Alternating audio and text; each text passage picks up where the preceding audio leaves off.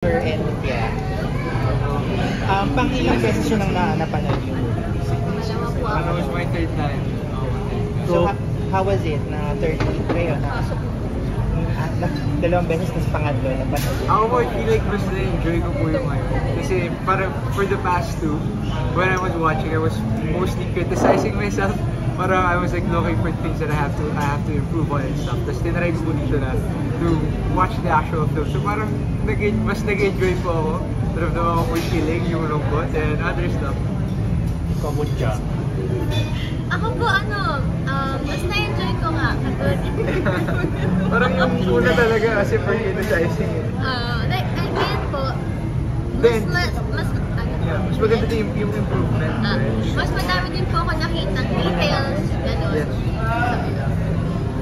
Yun, mas nakapag-focus din po. Yeah, from the first time we watched it po, there was a lot of things po na in-adjust pa sa editing and nag-help po siya to improve the film.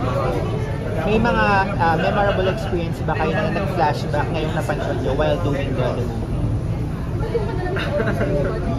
Parang marami po, actually marami. Pero mahirap lang kumuha ng isa, tapos yung pwede mong sabihin. Wait lang. For me siguro yung yung nawala ng kuryente ko sa bag. Yeah. Tapos natakot ako dun kasi walang kuryente so nagkakandila lang po kami sa Yeah, umabot po kami to that point since inabutan po kami ng bagyo. Putol po yung something. So almost like half of our shoot po is probably with a generator.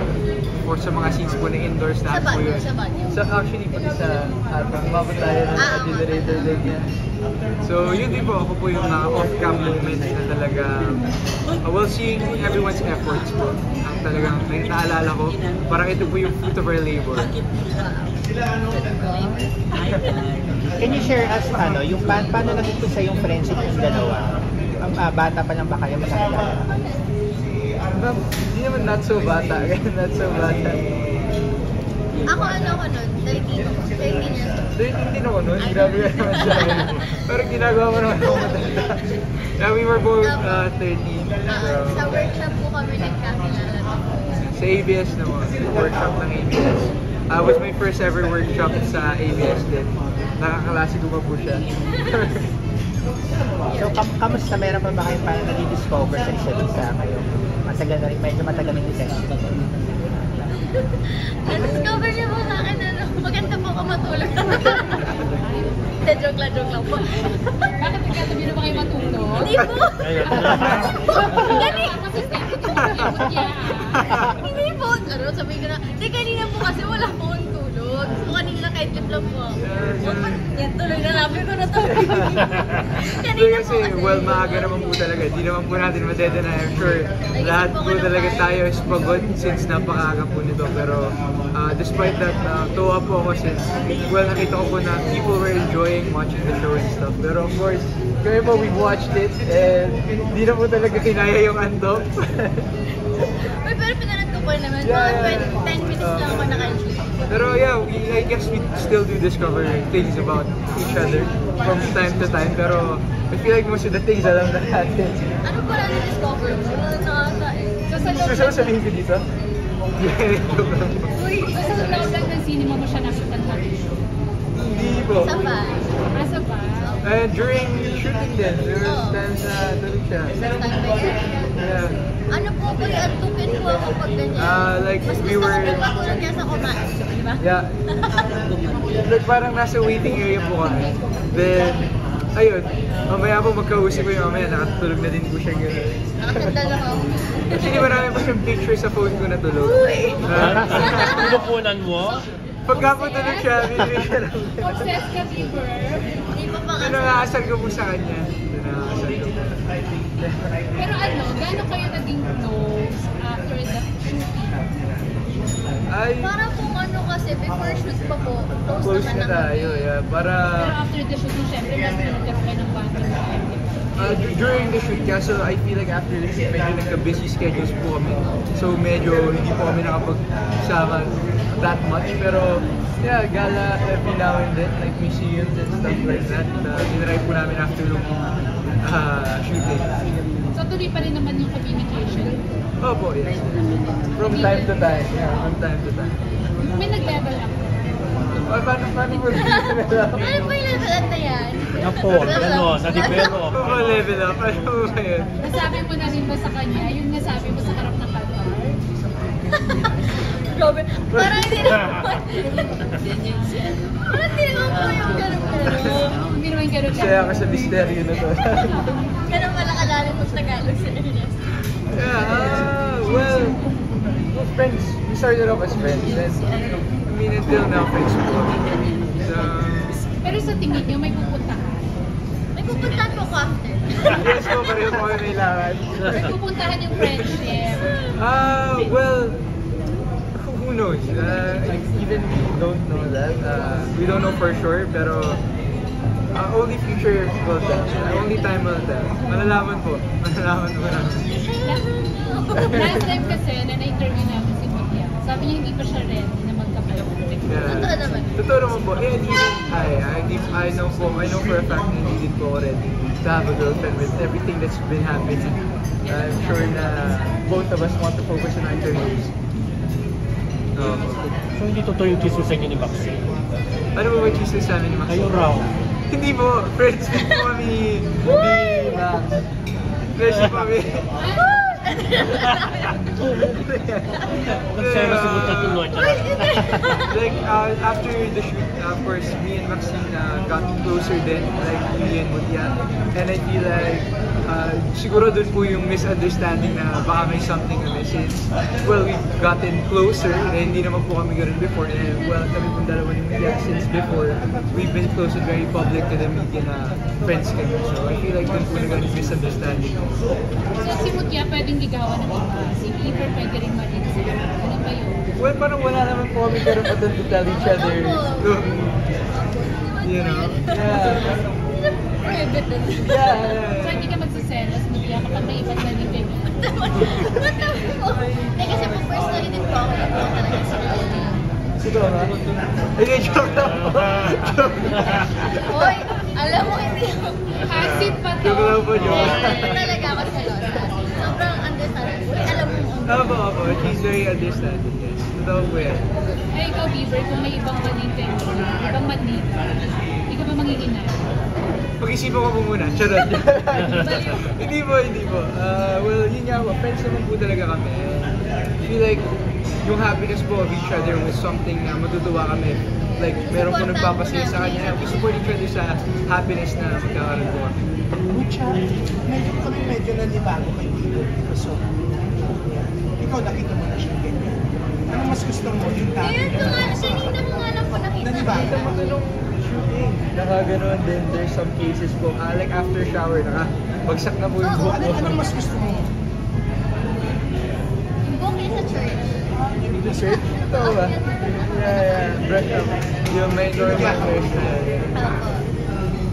Press mo. Oh, Ang press mo. Kasi parang ang Sa table. Yeah. Yung mahaba-haba tulog ko nun. Rest day ata tayo. Huwag yung pinag-uusapan din. Bakit pala wala kayong case meeting? Bawal pa. Bakit hindi kayo doon? Bawal pa.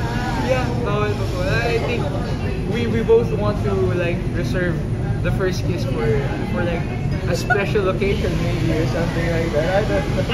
So ano, dapat off ka, video on ka.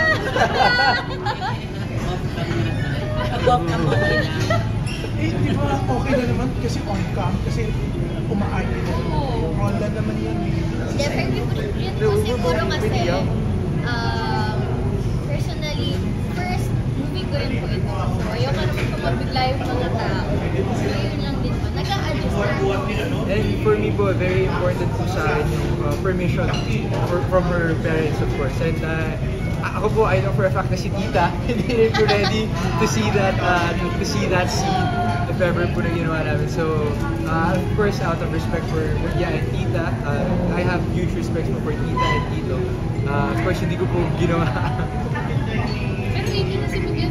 Yes. Hindi mo inisip kayo ni Direk na magpaalam sa mga Well, parang mas may kilig. Parang alam pinagpaalam naman namin kay Tita eh. Para si Derek pinagpaalam po ata kay Tita, pero hindi po ata Hindi ko alam yun. hindi po ata sinagot ni Tita. Then actually, nung ginagawa po namin yun, hinila po ako ni Derek sa gilid. Sabi, Beaver, sabi, ituloy mo na, huwag mo na sabihin na gagawin mo. Sabi mo sa akin ni Derek, pero hindi ko Pero hindi mo po ginawa. sinunod si Derek. Yes, Hindi yes. mo sinunod. Of course nga po, as I've said, yung respeto ko po kay Tita and kay Tito, it didn't let me do it. Parang ganun po. Sa plus points yun. Gentleman si Beaver. Pero ako natuwa po ako sinabi mo. Siyempre, respect. Sa kakilala mo kasi nga ako. Yeah, very important we respect to, I think, any relationship. Pero magano ba si Beaver sa mga? Kasi friends naman kayo. Ano po, nung may nakalimutan mo?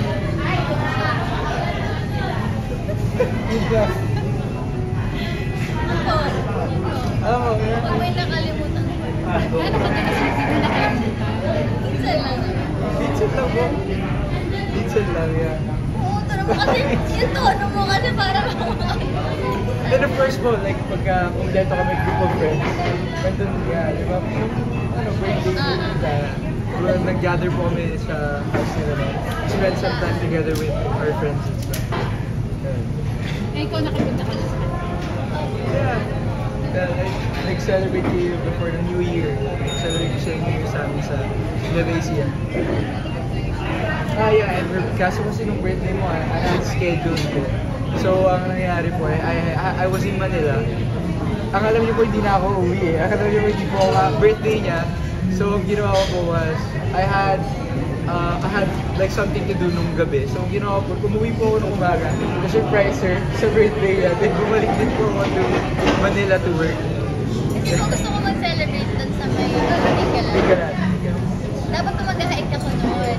Kaso hindi natuloy kasi yung tulad ko. Hindi ko malalabas tayo. I was looking forward to that day. To spend time with her sa Tinggalan. Work, I was committed to it, so I had to go there. So, puro mga friendly, ano lang kayo nung sa kanyang gathering. Never pa kayong nag-date na kayong dalawa. Wala po. Wala po. Gusto mo yung tawa ko parang... Hindi, wala po. Bawal pa rin. Parang hindi naman na siguro bawal, pero it's hard. Parang Sa totoo lang po, hindi ko po masasagot yan kasi hindi ko pa natatry kay mami. Wala pa naman nagtatry magpaalam.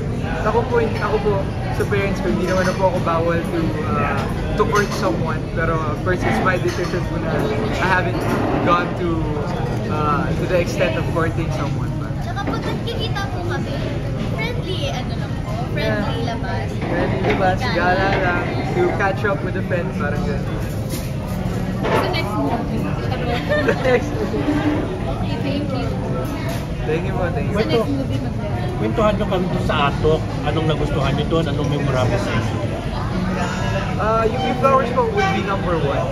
And the weather, I love the weather kasi I love cold places po. I personally love cold places. And yung Atok po, kahit may araw, malamig. Kaso ang problem lang po is, kumitin po ako nang hindi ko ramdam na iitim po ako because of the weather nga. Ako for me, pinaka-memorable is isang scene po, nasa trailer naman, ay nasa taas po kami ng bato. Kasi talagang, Oh yeah. hindi po siya like mababa lang talaga. As in, Wala pong net yung yun. po namin, pag napaatras kami, hulog talaga kami sa as in, cliff po talaga siya. So po yun. Hindi isa memorable, as an adventurous girl. Hindi kayo nahirapan ng makyat doon? Ako po hindi naman. Hindi naman po. It was actually fun. Kasi I feel like both of us like adventuring and we both like the thrill of those kinds of things. I think so. Trip ka ba na magpakasal sa ganong klaseng lugar?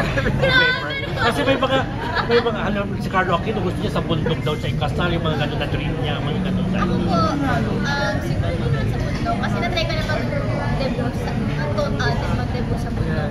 Pero for me, kasal, if ever po siguro, kakasal.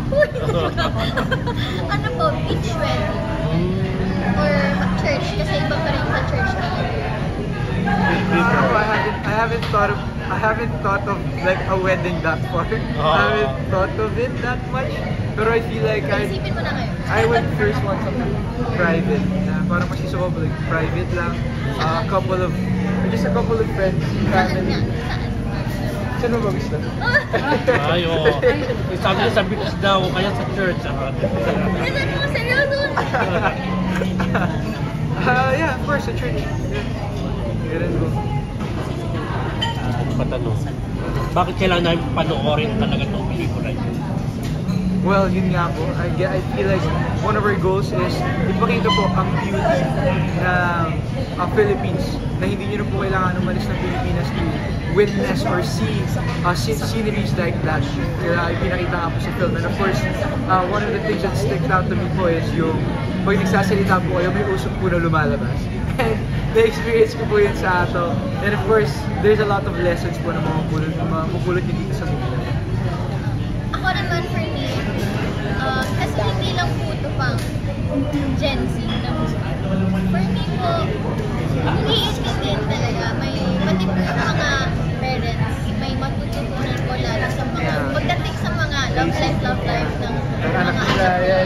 Kasi parang mas ma-open sila na, hindi pala lahat ng gusto natin para sa anak natin. Yun talaga yung gusto nila.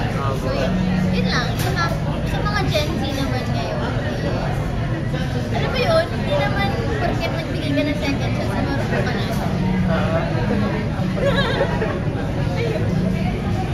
How do you feel pala na kayo yung sinasabi pa ng Rodina at Rina?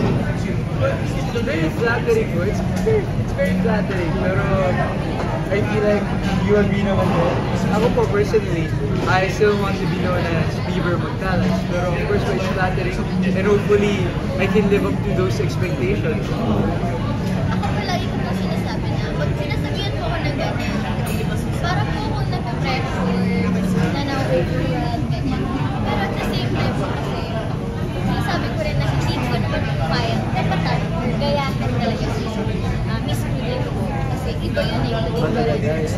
So, ako po, ginagawa ko lang po siyang inspiration. Hanggang saan yung kampanya na showing ito sa sinihan? Kasi alam naman natin na di ba, na